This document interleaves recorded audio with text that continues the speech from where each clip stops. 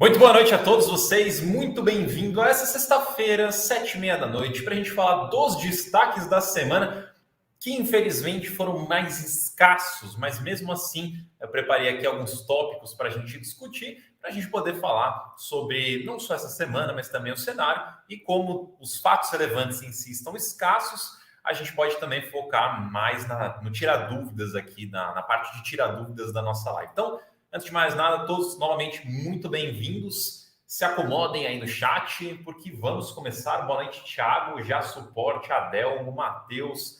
Boa noite, todo mundo.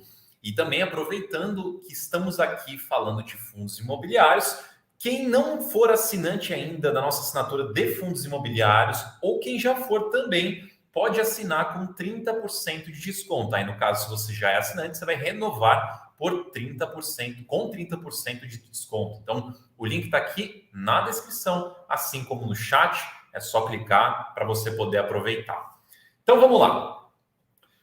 Infelizmente, não tivemos muitos fatos relevantes essa semana. Então, nem preparei slide dessa vez. A única coisa que dá para comentar que saiu agora há pouco, deve ter nem meia hora talvez, é que o Tegar, ele soltou um fato relevante falando que ele reavaliou o portfólio deu quase 17% de reavaliação positiva, né? Deu 16, alguma coisa. Então, tá dado aí o fato relevante. Aí eu separei então aqui dois principais tópicos. O primeiro é uma atualização sobre a Americanas e o segundo é a gente falar da grande pergunta aqui do título da live, se ainda vale a pena você investir em fundos imobiliários neste cenário. Inclusive, o Hélio já falou aqui que já renovou. Seja bem-vindo novamente, Hélio, então, por mais algum tempo aqui conosco. Muito obrigado aí pela renovação.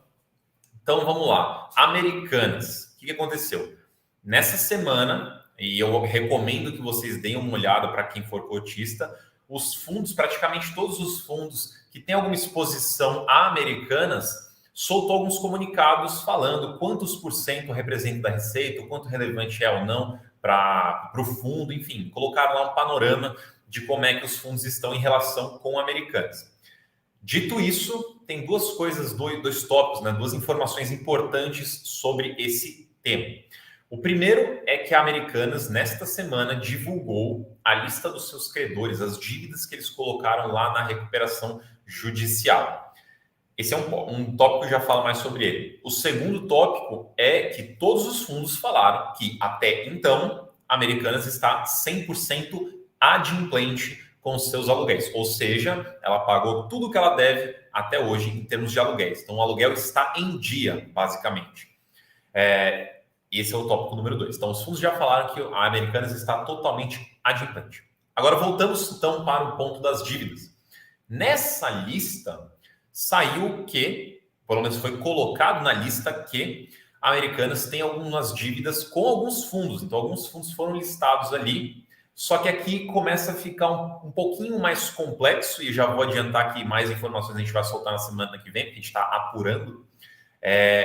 Os fundos também ficaram meio, tipo, o que é esse valor aqui? Então, os fundos também estão indo atrás de entender o que são esses valores que foram colocados lá, porque, a princípio, a Americanas está 100% adimplente. Então, ainda tem algumas informações para sair sobre esse caso. A gente está apurando aí exatamente a lista, quais são os fundos envolvidos, o que é o valor, etc, etc. A gente deve soltar alguma coisa sobre esse assunto, provavelmente no próximo relatório da Sunofis, que sai na quarta-feira. Então, na quarta-feira, a gente deve ter mais algumas informações sobre esse caso, sobre essas dívidas ou potenciais dívidas, enfim, sobre esses valores aí. De novo, quem não for assinante, vocês têm a oportunidade agora de assinar com 30% de desconto. É só clicar aqui no link da descrição. Então, a gente tem que acompanhar. Mas, de qualquer forma, se a gente estiver olhando para os fundos, os maiores fundos, né? Porque tem alguns fundos pequenininhos ali, eles não serão muito impactados. O único que tem ali uma exposição já mais relevante, maior, seria o GGRC, até por isso provavelmente que ele caiu mais que os outros fundos. Os outros fundos, eles têm algumas participações que dá para considerar, né, a 3%, 4%, 7%, mas não chega a ser uma exposição absurda, não chega a ser uma concentração que pesa demais no bolso. Óbvio que é bastante, 7%, por exemplo, mas não é tanto quanto 20%. Bom, então essa é a atualização que eu tenho para vocês sobre a Americanas. E o outro tópico é sobre o cenário atual de fundos imobiliários. Direto, eu tenho recebido algumas perguntas sobre por que fundo está caindo, não é melhor ir para renda fixa, putz, a Selic está quase 14%, tem fundo imobiliário que não paga nem isso. Essa discussão ela continua indo e vindo aqui, pelo menos no direct que eu vou acompanhando. E é o seguinte, a gente tem que entender algumas coisas sobre o cenário atual. E eu vou responder já de cara. Óbvio que vale a pena você investir em fundos imobiliários agora. Por quê? Se a gente comparar aonde que a gente está hoje, temos fundos maiores, temos fundos mais sólidos, mais diversificados, mais rentáveis, porque se você olhar comparativamente, eles vêm aumentando seus rendimentos. O fundo de papel aqui é mais cíclico, dependendo do momento, mas enfim, os de tijolo têm melhorado sua performance, mas o preço tem caído. Então, hoje você tem uma oportunidade de comprar vários fundos imobiliários por preços bastante descontados. Tem fundos de tijolos, bons fundos de tijolos, pagando aí quase 10% ao ano. E esses valores são coisas que você não encontra quando o mercado voltar a melhorar. Vamos lembrar que lá para 2019, 2020, mais ou menos, antes da pandemia, os fundos de tijolos pagavam 6% ao ano. E olhe lá, os bons, né, os que estavam mais visados ali. E isso o mercado estava lá comprando, crescendo, emitindo, fazendo. Hoje temos os mesmos fundos, porém muito mais robustos na maior parte, mas estão muito mais descontados do que já foram no passado. Aí se você pensa, vou esperar a Selic cair para depois eu entrar em fundos imobiliários. Beleza, é válido, você pode fazer isso, pode fazer parte da sua estratégia, porém tenha em mente que o mercado ele sempre está trabalhando alguns passos à frente. Então, ele se adianta a alguns acontecimentos, algumas notícias. Então, a partir do momento que você espera a Selic cair para daí você entrar, provavelmente você já vai entrar no mercado que já está subindo. Então, você vai entrar no meio ali do bonde andando. Quanto mais você deixar para frente, mais o bonde vai passando e você entra no final da festa. Então, é importante você entender que o mercado ele se antecipa. O bom investidor, ele não vai correndo atrás do que é o investimento do momento naquela hora, o que agora está rendendo mais, o que está à moda. O investidor consciente, o investidor como estratégia, ele vai seguir um plano, que pode ser fundos imobiliários, pode ser outra coisa, como a gente está numa live de fundos imobiliários, vamos focar nos fundos imobiliários, e ele vai comprar como estratégia. Agora é aquela hora de você colocar vários fundos imobiliários para dentro da carteira, baratos, descontados, pagando bem, inclusive, e eventualmente, quando o mercado melhorar, essas cotas elas vão valorizar também, seja fundo de papel, seja fundo de tijolo. Tijolo mais, mas papel também deve subir por conta do VP deles que está defasado e também por conta de ter vários abaixo do VP. Então, em ambos, você vai conseguir valorização. Aí, se você quiser, você pode vender lá na frente. Aí você vende para quem? Para quem deixou para entrar depois, que vai pagar mais caro. E você embolsa esse lucro também, caso você queira vender. Então, assim, é importante a gente entender o timing. Os fundos imobiliários não estão com problemas estruturais, eles estão indo muito bem. Dado que o juros está alto, eles não estão conseguindo emitir, não estão conseguindo crescer, então isso é um problema aqui temporário. Eventualmente, quando isso melhorar, eles devem voltar a emitir com mais frequência, voltar àquela fase de crescimento. A gente vê alguns fundos que podem ser interessantes, mas hoje são muito pequenos, isso acaba apresentando alguns riscos. Crescerem, alguns fundos que estão perdendo liquidez vão poder buscar liquidez novamente. Então, as ofertas elas cumprem um papel não só de crescimento, mas também desse aumento de base, aumento de liquidez, e não está dando para ser feito agora, porque os juros estão muito altos, isso precifica as cotas lá para baixo, e aí não tem margem para fazer emissão. Então, a gente está num período, provavelmente vai ser o ano inteiro meio escasso assim, de emissões, algumas pontuais ali para alguns fundos que conseguirem, mas no geral não deve ter muita coisa esse ano.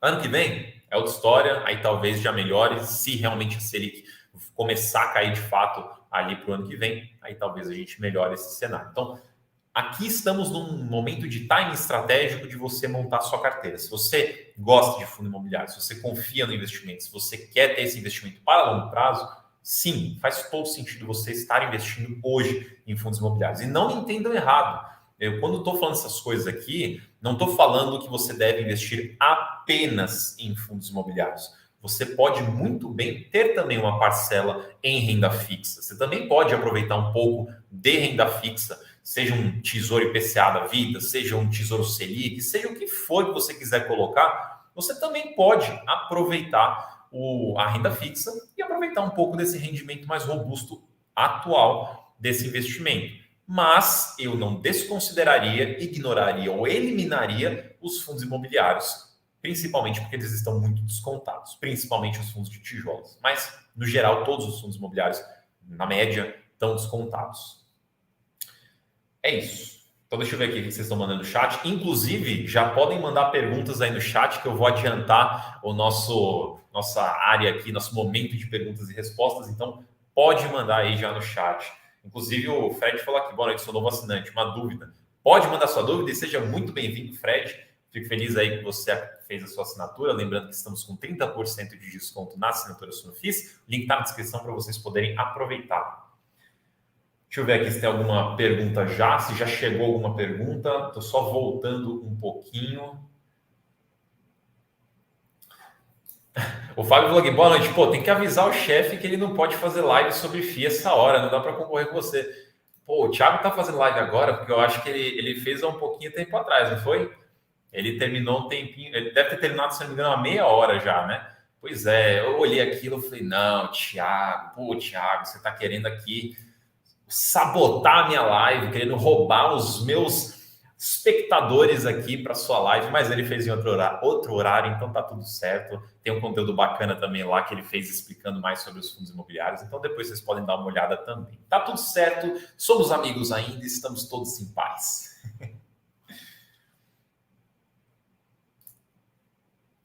Vamos lá, Fred falou, mercado de fundos, fundos imobiliários, eu imagino no caso, necessita das novas emissões para manter o fluxo e não ter emissões pode gerar uma bolha de fluxo de capital. Olha, a gente está num estágio onde a gente ainda é uma indústria infantil. Infantil em que sentido? Pequena, ainda estamos crescendo. Se você olhar os maiores fundos, ou pelo menos o boom de crescimento que a gente teve, foi agora, 5 anos para cá. Então, pô, isso é muito pouco. Tudo bem que os fundos imobiliários existem há muito mais tempo que isso, mas eram poucos, eram outra estratégia, muitos foram ficando para trás, muitos morreram, muitos foram incorporados, muitos foram vendidos. Então, passou uma transformação e de 5 anos para cá que realmente o negócio começou a crescer. Mas a gente ainda é pequeno, porque a gente está no mercado imobiliário, e a indústria de fundos imobiliários ainda é pequena proporcionalmente. Então, tem muito espaço ainda para crescer. Aí vamos para a sua pergunta. Eles precisam de emissão para manter o fluxo? Olha, eles precisam de emissão para poder crescer, e como a gente ainda é pequeno, então ainda precisa crescer, precisa melhorar, precisa ficar mais robusto, ser mais eficiente, lembrando que tamanho traz eficiência. Então, sim, eles precisam de emissão. Se não tiver emissão, podemos ter problemas? Sim, podemos ter problemas em alguns fundos principalmente. Então, fundos que têm necessidade de dinheiro para manter sua operação, que normalmente são os fundos alavancados. Se não tiver emissão e eles não têm caixa, problema. Então, eles daí temos o problema. Se tem fundos que ainda não atingiram aquele patamar já mais autossustentável ali de liquidez, de tamanho, e ele está perdendo liquidez, ele precisaria de uma emissão, uma cotação melhor também para poder voltar a ter uma liquidez, para voltar a ser ativo, para continuar a crescer. Então, se não tem emissão, esse fundo acaba piorando ali nesse sentido. Então, cria uma situação difícil mesmo, desafiadora. Então, sim, precisamos de emissões recorrentes. Não precisa ser 10 emissões por ano, mas ter uma emissão ali, uma emissão aqui é positivo para o fundo ir evoluindo. Marcelo perguntou o que está acontecendo com o Tord. Eu recebi muito essa pergunta nessa semana. O Tord realmente vem caindo muito. Se você olhar fatos relevantes, se você olhar acontecimentos aí, fatos, não aconteceu nenhum problema ainda. Mas tem 2 tópicos super importantes sobre o Tord. Primeiro, ele é extremamente arriscado. Então, ele é um fundo que tem um perfil muito mais elevado de risco. Isso é um ponto. Isso reflete no preço do ativo. Junto com isso, na verdade, dessa questão do risco, se você olhar o portfólio dele, tem várias bandeirinhas vermelhas ali, em várias operações. O gestor já comunicou em alguns relatórios falando que alguns empreendimentos não estão performando da forma que eles gostariam ou da forma do esperado. Então, tem alguns desafios ali dentro. Além do risco geral, tem alguns desafios já mais explícitos. Então, essas duas coisas são um ponto. Aí tem o outro ponto, que é, ele não está ou não paga um rendimento que faça sentido para o risco que você está correndo lá dentro.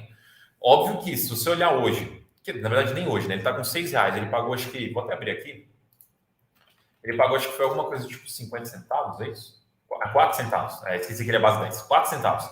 Então, o último rendimento dele foi a 4 centavos.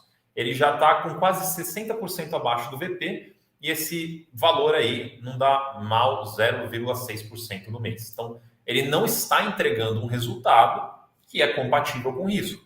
Então, se você tem investimentos mais seguros que pagam mais, as pessoas acabam saindo desse para ir para outro. E como é um fundo que tem um perfil de risco maior, ele tem mais dificuldade para conseguir atrair mais investidores e voltar a crescer. Esse é um fundo que ele é bem pequeno ainda, mais ou menos pequeno, né? Ele tem um pouquinho menos de 500 milhões, mas é um fundo que, pelo perfil de risco dele, ele precisava ser bem maior, bem mais líquido, bem mais diversificado para diluir vários riscos. Então, assim, eu colocaria esses dois pontos aqui do porquê que ele está caindo. Primeiro, ele é mais arriscado, as pessoas enxergam isso, as pessoas especificam isso, e o portfólio está ficando mais desafiador. E outro ponto é que ele acabou pagando mais e tem pagado menos, ele acabou pagando menos e tem pagado recorrentemente menos do que o passado e também não junto ou não proporcional ao risco que ele está correndo. Então, as pessoas acabam refletindo tudo isso no preço. O Leanderson perguntou, a assinatura Suno FIS só recomenda fundos administrados pela Suno? Muito pelo contrário. A gente poderia recomendar os nossos fundos, né, os fundos da Suno, mas a gente não faz isso porque a gente quer deixar muito claro que a gente não faz recomendação conflitada, a gente não tem conflito de interesse, a gente não vai fazer isso, não vai fazer recomendações conflitadas para vocês. Somos, apesar de estarmos dentro de um grupo que tem uma gestora que tem fundo, somos independentes, somos separados e não somos conflitados. Por isso que a gente não recomenda, só para basicamente não dar nenhum tipo de problema ou ruído sobre conflito de interesse. Então, os fundos que estão na nossa carteira não são fundos geridos pela Suno ou administrados pela Suno. São fundos de outras gestoras que a gente estudou, analisou, entendeu que faz sentido e recomendou para você. Tem mais de 20 opções lá para você escolher. E, enfim, você pode escolher todas as 20 e tantas ou só algumas que você quiser. Aí você monta do jeito que você preferir.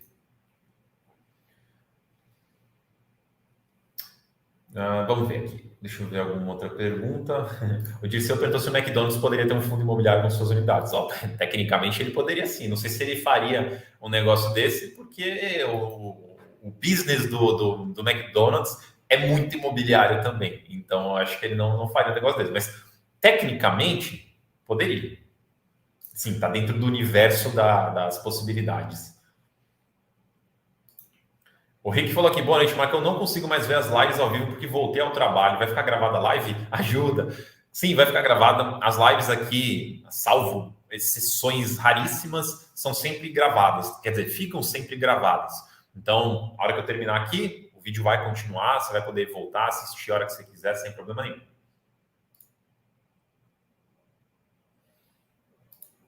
O Fred falou aqui, existe alguma restrição jurídica para o SNAG não ser indicado pela carteira sugerida? Não, então, não tem. A gente pode, se a gente quiser, a gente pode.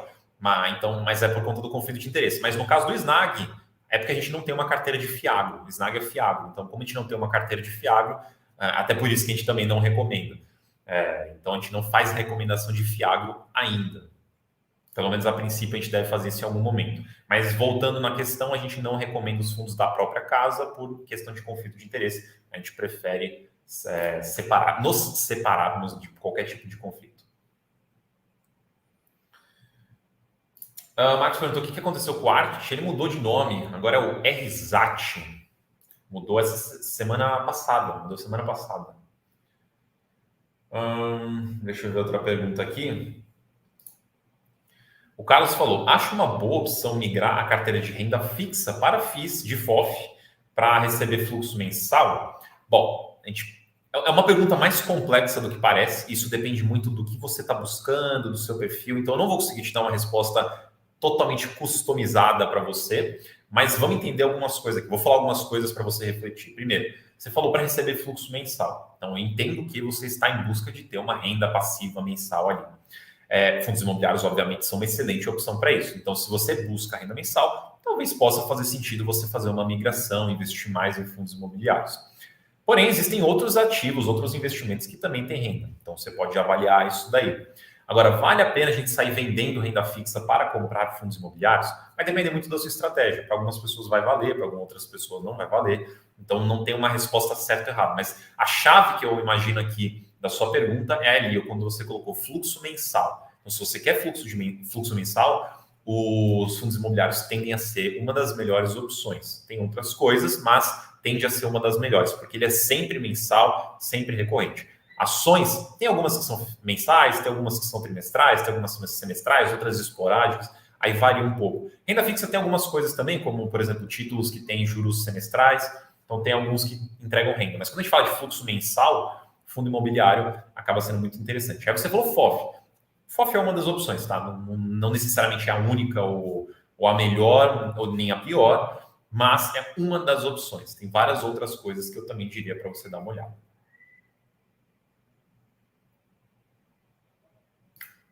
Deixa eu ver aqui.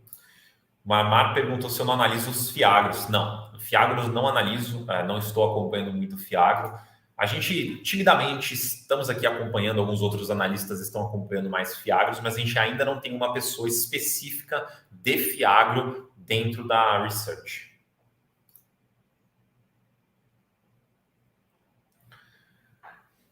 Deixa eu ver aqui. Aqui. O Lianderson falou: terei que pagar imposto de renda pela venda de fundos imobiliários, mesmo que o lucro seja de alguns centavos? Sim, infelizmente sim. Desculpa. Os fundos imobiliários, eles são tributados em 20% quando você vende cotas com lucro, independente do valor. Então, se você teve R$1 de lucro, 20% você precisa pagar de recolher de imposto, independente. Agora, tem um ponto. Você não consegue emitir o DARF, né, a guia, com menos de R$10. Então, se por acaso você tiver um lucro muito pequenininho e tiver que pagar esses 20% e der menos que R$10, não é que você não tem que pagar mais, você ainda tem. Você só não vai conseguir fazer isso agora, então você segura esse valor para pagar lá na frente o acumulado quando você fizer outras vendas. Mas sim, tem 20% de tributação na venda de cotas, não nos rendimentos. Paulo tá falando para mostrar as action figures. Tá tudo aí no fundo, ó. Até deu uma arrumada aí recentemente. Ontem, acho que foi. E tá crescendo, ó. Aqui embaixo já comecei a formar uma nova fileirinha aí embaixo. Aos poucos vai crescendo. Só não tá focado, né? Não dá para vocês verem direito. Mas depois eu tiro uma foto e posto lá no Instagram. O Keith perguntou aqui, fala Marcos, se eu vendo no prejuízo, eu posso compensar nos próximos meses quando tiver lucro? Com certeza, não só você pode, como você deve. Se você teve R$1.000 de prejuízo no mês, aí você 2 meses depois vendeu alguma coisa e teve, vou usar aqui só para ficar redondo, R$1.000 de lucro. Então você vai subtrair os seus R$1.000 de prejuízo dos 1.000 de lucro que você teve agora, você fica no 0 a 0, você não paga imposto nenhum. Então, todo prejuízo que você tiver no acumulado do mês, né, depois que você fecha o mês, faz toda a contabilidade ali do que você vendeu, o resultado e tudo mais, quando você fecha o mês com prejuízo, você segura esse valor para abater de um lucro futuro. Então, se você tem um prejuízo no passado, o seu próximo lucro não necessariamente você vai pagar, ou você não vai pagar o imposto, né, dependendo do tamanho, ou você vai pagar menos, porque você tem que abater esse prejuízo primeiro. Então, é super importante vocês anotarem o quanto que dá de resultado as vendas que vocês fazem, mesmo que seja prejuízo, porque daí você consegue abater. E você não paga imposto à toa. Então pensa, se você teve aqui R$1.000 de prejuízo, lá na frente você teve R$2.000 de lucro. Se você não lembrar de abater o teu prejuízo primeiro, você vai calcular os 20% sobre os 2.000, você vai pagar R$400 de DARF, mas na verdade você deveria ter tirado os 1.000 de prejuízo dos 2.000 de lucro para você ficar com o resultado final de R$1.000 de lucro e você paga R$200 de imposto. Então você economizou, ou na verdade você não economizou, né? Na verdade você deixou de pagar R$200 a mais, erroneamente, porque você fez certinho. Então tomem cuidado, tá? Anotem e abatam os seus prejuízos quando vocês tiverem. O Edson perguntou: tem o CNPJ, posso investir com o CPF sem problemas? Se você tem um CNPJ e você quer investir através do seu CPF, pode, sem problema nenhum.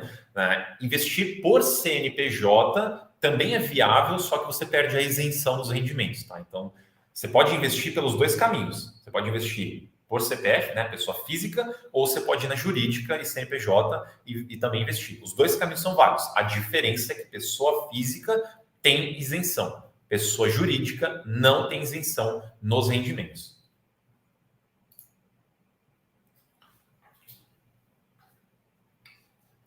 Ó, ótima pergunta do Marco. A isenção de imposto de renda no lucro das vendas das cotas não existe até 20 mil por mês como nas ações? Infelizmente, não. Todo lucro com fundos imobiliários ele é tributado. Nas ações que a gente tem essa isenção de até 20 mil no mês. Ou se você estiver falando de algum outro investimento internacional, 35 mil. Mas os fundos imobiliários, não. Então, qualquer lucro que você tiver, ele é tributado.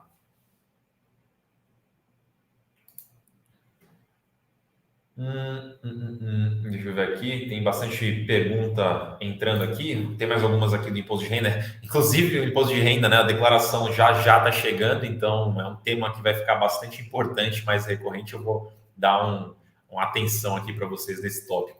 Eu preciso declarar esse lucro e prejuízo do imposto de renda? Sim. Lá você vai ter uma tabela. Essa tabela é dividida por meses, então você vai ter janeiro a dezembro lá. E você vai colocar em cada um dos meses o seu resultado daquele mês. Então, em alguns meses, você vai botar o quanto você teve de lucro, no outro, você vai colocar quanto você teve de prejuízo, no outro, você pode deixar zerado porque você não vendeu nada, e você vai preencher essa tabela toda. O resto da tabela, que são várias colunas, elas são preenchidas automaticamente. Tem uma outra só que você preenche ali com o teu IRRF, mas fora isso daí, você preenche basicamente só o seu resultado mensal. E o prejuízo você inclui lá também. Inclusive, para quem tem a dúvida do prejuízo passar de um ano para o outro, se pode acumular e carregar o prejuízo de um ano para o outro, sim, você pode, mas tenha em mente que quando você faz isso, você precisa incluir na sua declaração. Então, lá em janeiro, e é só na linha de janeiro, vai ter para você colocar o seu resultado de janeiro e quanto de prejuízo você trouxe do ano passado para janeiro. Tá? Então, sim, você coloca tudo na sua declaração.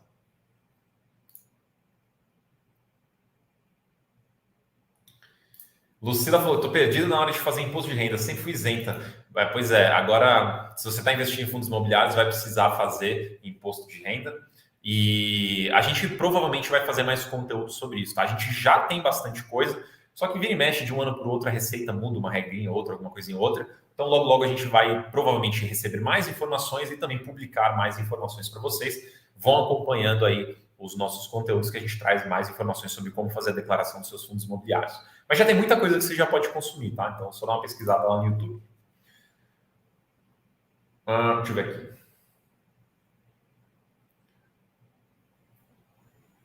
O Edgar falou aqui, comprei em dezembro passado a assinatura Suno Start. Hoje comprei a assinatura Suno FIS com o mesmo e-mail. Confirmei que já estou com os acessos... confirmei que já estou com os acessos ao Suno FIS, mas nas configurações continua aparecendo Start. É normal?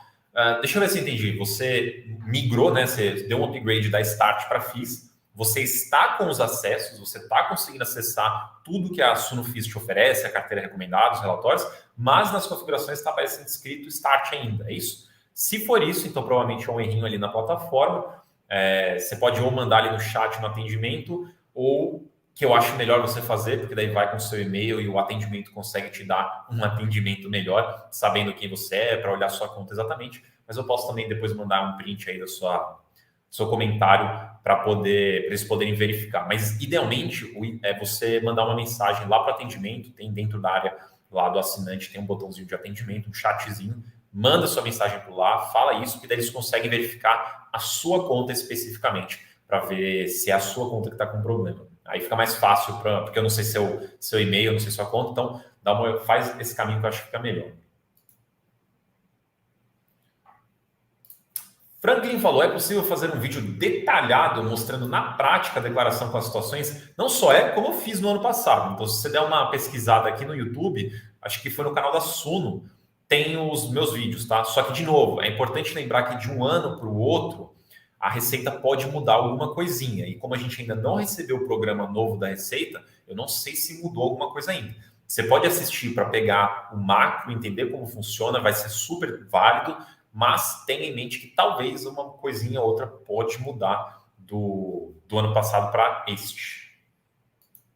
Mas depois a gente faz mais conteúdos, com certeza.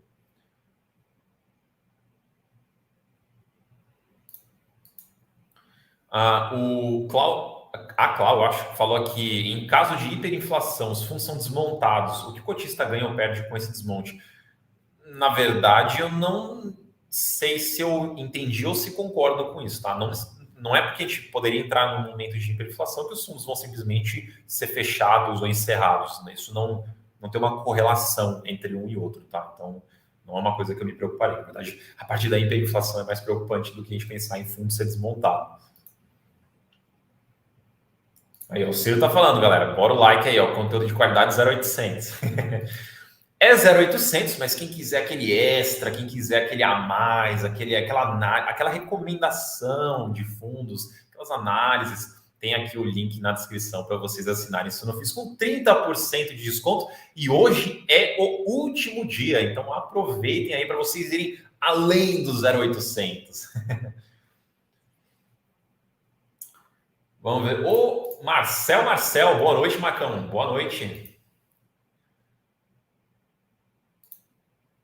O Franklin falou também aqui, oi Marcão, sou novo no mundo dos investimentos, então seja bem-vindo ao mundo dos investimentos. Conte comigo, inclusive, como eu acabo cuidando da Suno Start, eu cuido mais também das pessoas que estão dando seus primeiros passos ali nos investimentos. Qualquer dúvida aí, pode entrar em contato comigo. Mas vamos lá. Nunca vendi cotas dos meus fundos imobiliários. Como eu sei se tive lucro ou prejuízo na venda? Bom, obviamente, como você nunca vendeu, então você nunca teve lucro e nunca teve prejuízo, você não precisa fazer essa parte da sua declaração. Porém, como que funciona? Quando você compra um fundo imobiliário, você começa a calcular o que a gente chama de preço médio. Então, se você fez a sua primeira compra de 10 cotas a R$ 100, então você tem ali R$ 100 de preço médio. Mas numa próxima compra, você pode comprar a um valor diferente. Você pode ter comprado a 105, por exemplo. Mas aí como é que a gente faz o controle dessas cotas? Porque eu comprei 10 a R$ 100, comprei, sei lá, 12 a 105, como é que faz? Você vai fazer um preço médio de tudo isso. Você vai pegar o tanto que você comprou no total e dividir pelo tanto de cotas que você adquiriu. Essa divisão vai dar um número que vai ser seu preço médio. Vamos supor que você fez uma compra de R$ 100, uma cota, e uma outra de 105. Então você teve R$ 205 no total por duas cotas. 205 dividido por 2 dá 102,50. Então você consegue fazer esse vira o seu preço médio, tá beleza? Vamos supor aí que seu preço médio é R$ 100, só vai ficar redondo. Eventualmente vai chegar um dia que você vai querer vender. Vendeu. Vendi por R$ 120 as minhas cotas. Quanto que era o meu preço médio? Meu preço médio era 100. Vendi a 120, logo tive R$ 20 de lucro. R$ 20 eu ganhei sobre o que eu tinha colocado lá. Então esses R$ 20 são lucro. É sobre este lucro que você calcula os 20% de imposto para você recolher.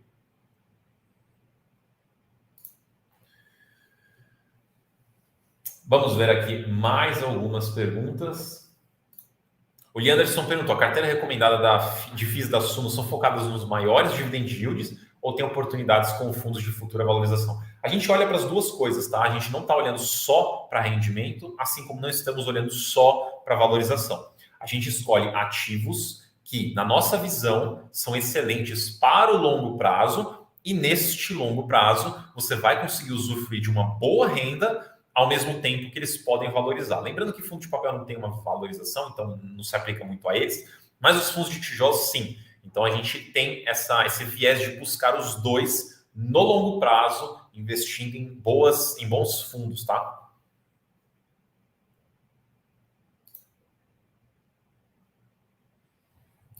O Unidos aqui falou, tudo jóia? Tudo jóia. Como que você vê o futuro dos tijolos para este ano? Vai ser um futuro, assim, potencialmente mais desafiador em termos de recuperação, porque eles são muito balizados, o preço deles é muito balizado pelos juros. Juros estão muito altos, então isso joga os preços muito para baixo. Então aí eles ficam meio travados na cotação, travados no crescimento, travados ali em oportunidades. Então passa a ser um ano mais travado para fundo de tijolo. A partir do momento que os juros começarem a ceder, as cotas começarem a andar, os fundos de tijolos voltam a conseguir crescer e trabalhar mais. Tá? Então, assim, deve ser um ano mais parado este ano. Mas, em termos de performance, eles estão performando muito bem, no geral, né?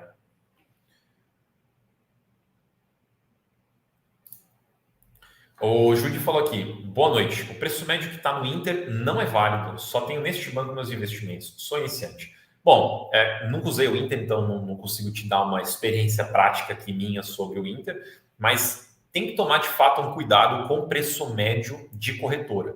Então, tem corretora que calcula certinho, tem corretora que não calcula muito bem e tem alguns casos que pode dar problema.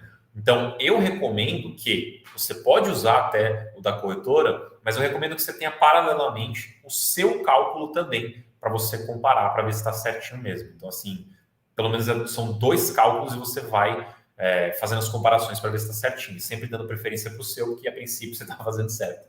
Então, é mais seguro.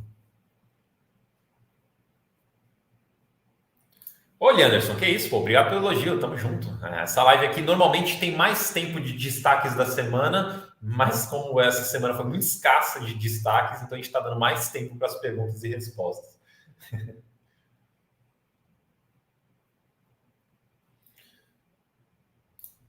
O Vitor falou aqui, né? Você acha que os fundos de shoppings consigam atingir o VP ainda esse ano?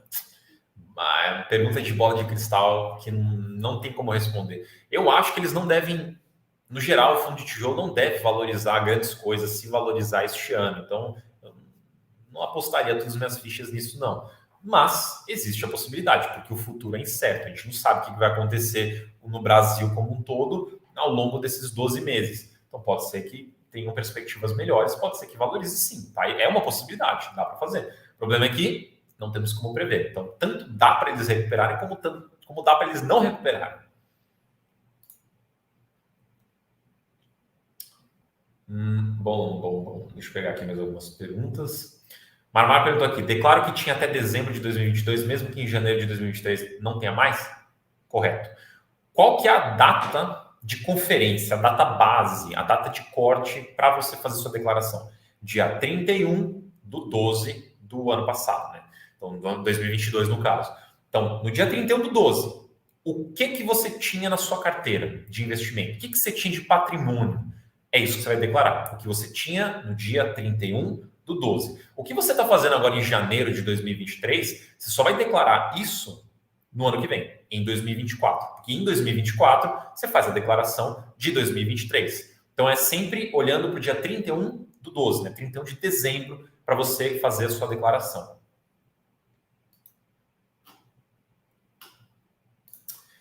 O Vinícius perguntou se precisa declarar os rendimentos recebidos dos FIIs. Sim, você precisa. Nada mais é do que você só colocar no programa da Receita o quanto que você recebeu dos FIIs no ano. É muito simples, tá? Mas tem que fazer.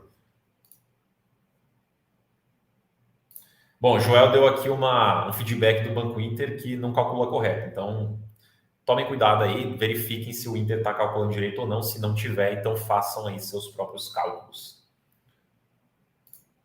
O Adilson falou: cadê o bonequinho do Baroni lá no estante? Cara, nunca tinha pensado nisso. A gente tem que fazer um customizado aí. Eu vou conversar com o pessoal aqui da Suno, provavelmente a gente faz uns bonequinhos aí do Baroni.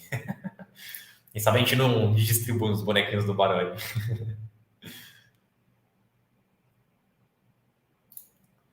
O Matheus falou: você viu que o fundo que o ALZR adquiriu, 80% das cotas, deu uma queda significativa? Deixa eu ver aqui. Não vi a valorização ou desvalorização dele. Queda, na verdade, o oposto, né? Que está dando uma. Pelo menos eu estou olhando aqui, teve um aumento. Deixa eu ver aqui a cotação dele. Não, não estou vendo queda. Deixa eu olhar aqui, talvez no patrimonial, será que é isso? Também não. Patrimonial também subiu. Então, não vi queda não nesse outro fundo. A princípio, eu imagino que o ALZR está investindo nesse fundo realmente pelo imóvel. Então, as cotas oscilarem ali desse outro fundo não vão ter um impacto na estratégia.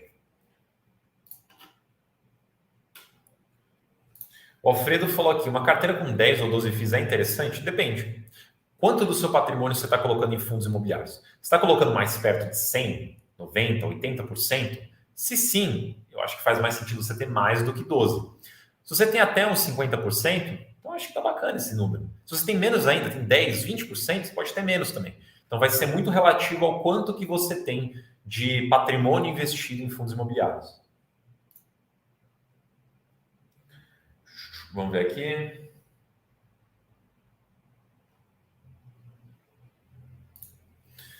O Elias falou aqui, o informe que a corretora disponibiliza de imposto de renda serve para declarar? Sim. Não conheço todas as corretoras para falar que todas fazem isso, mas elas te dão, sim, alguns informes. Entre eles tem o informe de posição, que é o que eu te falei de o que você tinha no dia 31/12. Tem o informe dos seus investimentos de renda fixa, investimentos que são tributados retidos na fonte, tributados na fonte. E tem também algumas que te dão um compilado do que você recebeu de rendimento.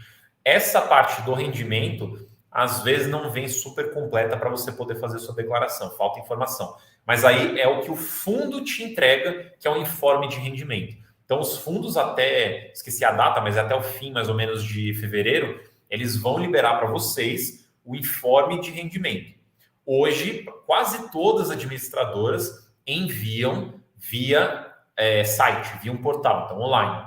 Mas tem alguma outra aí que manda por correio ainda. Então, fique de olho nos seus fundos aí, porque você precisa pegar esses informes para você poder fazer sua declaração.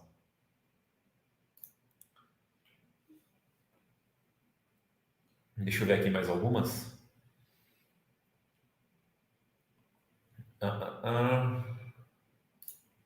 O Marco falou aqui, taxas de juros alta.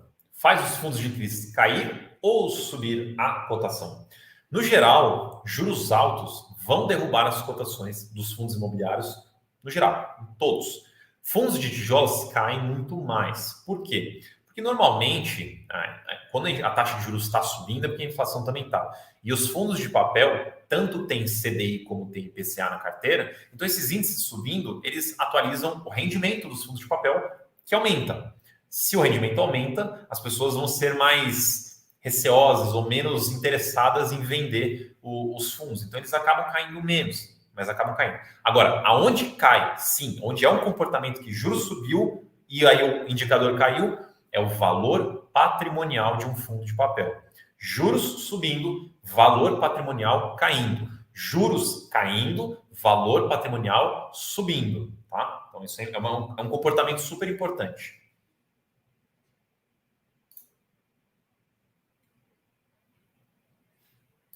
O Van falou aqui, sou 100% fundos imobiliários, tenho 41 fundos, todos separados por vários setores. Tá bom esse número? Bom, se você consegue acompanhar 41 fundos, então tá tudo certo. O importante é que você tenha selecionado esses fundos todos a dedo, então você gostou, você analisou, você, enfim, quer deixar seu dinheiro lá de fato, e você está conseguindo acompanhar todos eles. Se você não está conseguindo acompanhar, então talvez seja um número muito grande. Aí talvez seja mais interessante você avaliar, dar uma reduzida, porque é importante que você acompanhe seus investimentos para saber se eles estão performando bem, estão performando mal, se é para comprar mais, se é para vender. Então você precisa ter um acompanhamento. Se você está com 41, está confortável, está acompanhando, tudo bem, tranquilo. Agora, se você não está conseguindo acompanhar, eu avaliaria dar uma reduzida.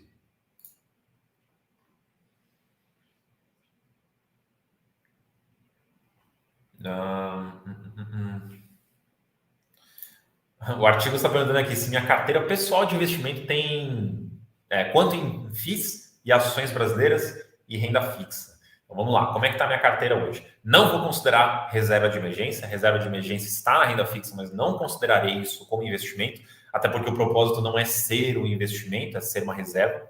Então vamos excluir reserva de emergência. O que eu tenho de renda fixa? Nada. O que eu tenho de ações? Nada também. O que eu tenho de fundos imobiliários? Quase 100%. O que eu tenho além, né, desses quase 100%? Eu tenho um pouco de investimento internacional. Então, tecnicamente, ações, mas não brasileiras lá fora. Então, tem um pouquinho de internacional e muito fundo imobiliário. É uma posição ainda que eu estou aumentando. Então, aos poucos, eu vou corrigindo essa porcentagem. Mas eu sou principalmente investido em fundos imobiliários. Ah, então tá explicado aí, ó. Já recuperou a cotação, estava perto de 86. É um fundo, eu vou até olhar aqui de novo. Esse fundo, ele tem. Ah, aqui a liquidez está distorcida aqui por causa da compra do LZR. Mas excluindo essa compra do LZR, esse é um fundo com uma liquidez muito baixa. Então, se alguém grande quer vender ou comprar, acaba criando oscilações mais bruscas assim. É um comportamento normal de fundos mais ilíquidos. Deixa eu ver aqui. Deixa eu aproveitar e lembrar vocês que quem quiser aproveitar as nossas recomendações, as nossas análises, conseguir ter esse acesso a um conteúdo mais premium, mais exclusivo, a gente está com 30% de desconto só até hoje na assinatura Sunofis. O link está aqui na descrição, o link está no chat também. Vocês podem aproveitar, fazer uma assinatura de 1 ano com 30% de desconto. Então você está basicamente levando alguns meses de graça. Então aproveitem. E com isso, gostaria de agradecer todos vocês pela participação. Obrigado a todos por estarem aqui, mandarem pergunta, engajarem. Hoje não teve muitos destaques, peço desculpas, apesar de não ser culpa minha. Mas a gente compensou aqui nosso tempo com perguntas e respostas. Estou aqui toda sexta-feira às 7h30 da noite, assim como estou também no canal da Suno todas as segundas-feiras às 6 da noite, às 18 horas. Então, nos vemos em breve. Obrigado de verdade, mais uma vez, pela sua participação. Eu fico por aqui. Bom fim de semana. Aproveitem, descansem. Boa pizza, bom hambúrguer ou bom qualquer coisa que vocês forem comer no fim de semana. Tamo junto e até a próxima.